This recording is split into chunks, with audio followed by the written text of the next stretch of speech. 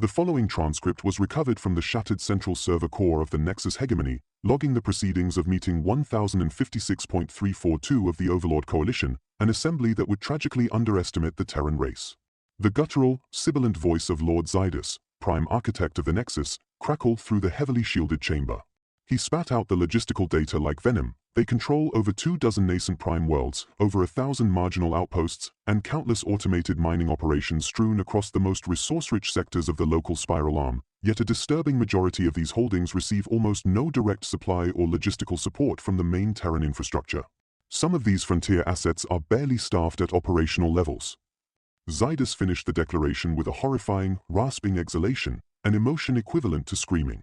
Such systemic, inexplicable Terran inefficiency was a profound, calculated insult to the Nexus, a culture where order and operational perfection were viewed as sacred art. Despite the Nexus's relatively recent emergence onto the galactic stage, their civilization had achieved the fastest known intelligence-to-FTL jump in recorded history. They valued speed. They valued precision. A shadow fell across the shimmering holographic display as emissary Jexvar, a colossal of prodigious size and horrifying, chitinous appendages, intervened with an almost unnerving calm. The Council's formal consensus is established. The humans are not deemed profitable acquisition targets. Archivist Vero, a being whose antiquity, nearly 900 cycles of documented existence, suggested he had witnessed the rise and fall of dozens of lesser species, smoothly completed the interjection. While we acknowledge the insights your lordship provided, the calculated surge of 240% in Yuru's colony production across 2 cycles is certainly notable. We value your insight, but at this juncture you will find no support among the Overlord Council. The dialogue was rote, practiced, an iteration of a policy that had been deemed mathematically sound eons ago. Unfazed by the ancient verdict, Zydus pressed his case with cold, crystalline logic.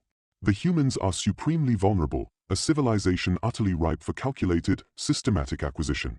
They possess far greater mineral resources than the Etherians, more high-gravity, habitable worlds than the Astray, and they field defensive assets that rank beneath the most worthless concave frontier outpost. He conceded the obvious. It is undeniable that their civilization holds a terrifying potential for military projection, yet that potential is systematically squandered in perpetual, self-inflicted internal conflicts. Zydus emphasized the core flaw. Of all the species documented to pass the Great Filter, humanity is one of the few that has never achieved planetary or political unification. They have not even come to peace with themselves. They remain a species broken, perpetually splintered, and locked into endless civil wars. Our probabilistic models calculate that we could systematically annex their most isolated, resource-rich outposts without even triggering a centralized response from the Terran power blocks capable of meaningful retaliation. Lord Zydus, Vero rasped, the sound like stone sliding over sand. If your analysis concerned any other species, I would likely be the only dissenting voice. But the Terrans are different. He launched into the established, terrifying law. They were among the first documented civilizations to achieve interstellar travel, yet unlike the vast majority of species who wait until after the Great Filter to expand, they did not. They dispatched colossal, self-contained generational ships across interstellar voids for thousands of Terran years, long before the theoretical discovery of FTL drive was even posited. They are the only known race to have established an extrasolar colony through sublight propulsion. This brutal, millennia-long foresight is the reason they claim these prime worlds and resources without ever having to conquer others. Vero paused, allowing the hard, cold reality of Terran antiquity to sink in. This next point is always the trickiest for newcomers to the Council. The human historical timeline has been almost unique in the galaxy. We maintain an entire codex of special regulatory treatises designed exclusively for traversing and interacting with Terran space. Humanity, by decree, is best left to its own volatile devices. Zydus countered, his voice dripping with icy contempt. Did you know that within 6 standard cycles of acquiring basic food replicator technology, the humans had already reverse-engineered the core matrix and repurposed it to synthesize organic weapons? He drove the point home, rejecting the notion of Nexus Navit. Archivist Vero, though the Nexus is newly emergent beyond the filter, we are neither innocent nor ignorant.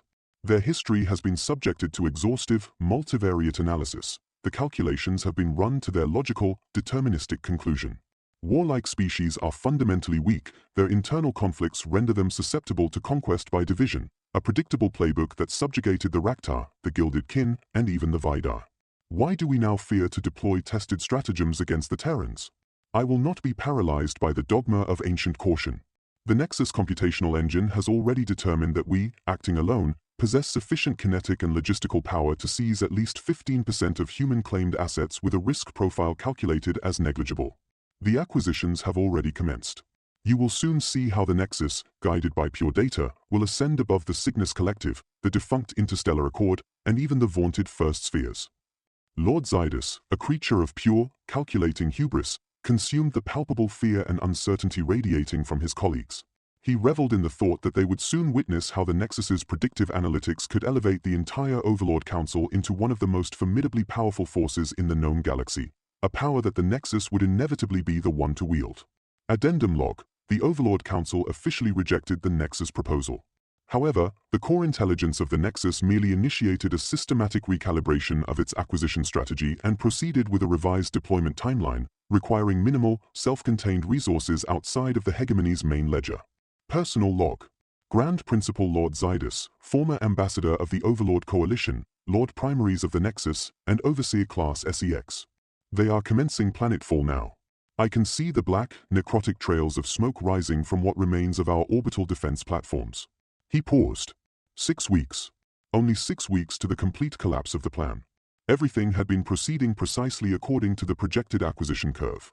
We had taken 3 automated mining facilities in the outer western arm and 7 derelict production foundries along the periphery of Terran influence. These targets were chosen with surgical precision, designed to exploit the weakest geopolitical factions, those entities possessing only residual operational power, barely enough to manage their own decaying holdings, much less repel an external, calculated threat. The initial acquisitions should have simply accelerated the natural factional collapse, leaving the remnants unable to contest the Nexus's permanent occupation. Even at this terminal stage, I cannot establish the precise failure vector. What aberrant variable invalidated our predictive calculus? I vividly recall the moment. I was finalizing the worker rotation schedule for the newly integrated facilities on Argus Major when the first unauthorized kinetic spike registered. It was a fleet signature originating from the human colonies in the Rigelian cluster. The Rigelians were politically and geographically isolated from all of the factions we had targeted for acquisition. They were situated on the opposite radial arm of the galaxy. Yet, a combat formation of Rigelian battlecruisers and supporting escorts somehow managed to transit 16 standard days of hostile deep space, navigating the contested territory of 7 separate, warring human factions, merely to launch a single, focused counterattack against our holdings. However statistically improbable the initial setback was, I was initially unconcerned. It was merely a calculated, though expensive, deviation. Our computational engine instantly determined that the Rigelian cluster had expended a vast, non-recoverable portion of their mobile military power to undertake that single attack. The revised projection indicated, with 98.4% certainty, that at least 4 proximate human factions were now optimally positioned to launch significant, decisive advances into Rigelian territory. They should have been devoured. But that never came to pass. I have manually audited the core calculations. I was forced to amend the foundational probability programs just to accurately quantify the unlikelihood of the subsequent 6 weeks. Attacks were registered against almost every deployed Nexus asset, traced to combat elements from over a dozen distinct human factions. Even more terrifying, reports confirmed that 26 separate, non-aggression treaties were formalized among these factions in that single period. In the 7 cycles prior to our acquisition strategy, only 2 such treaties had been signed. How were we, creatures of logic and data, supposed to predict this impossible, spontaneous coalescence of a broken species? And now, the final reports are streaming in. The humans have purged our defensive garrisons from the eastern continent in less than 1 standard cycle. They will assault this palace within the hour. I am running the grand simulation again. Maybe I missed a subtle variable. Perhaps a single parameter was catastrophically flawed. It must have been our information flow. Even as my primary optical cluster scans the sensor reports from the orbital docks, the data screams the same impossibility. The approaching human fleet bears the composite battle flags of over 30 distinct human factions, many of which were engaged in vicious, fratricidal warfare only months ago. This is not natural. The humans must have fundamentally corrupted our historical data. If their essential nature was preserved, they would be attacking each other, not us. That is the only logical explanation. Even with this impossible reality factored, the terminal survival probability of the Nexus is now calculated only by the revised, highly improbable scenarios. Perhaps the Council was tragically correct. We should have amended our core programming. End of log. recovered by Occupation Unit 6 in the ruins beneath the primary Nexus Citadel.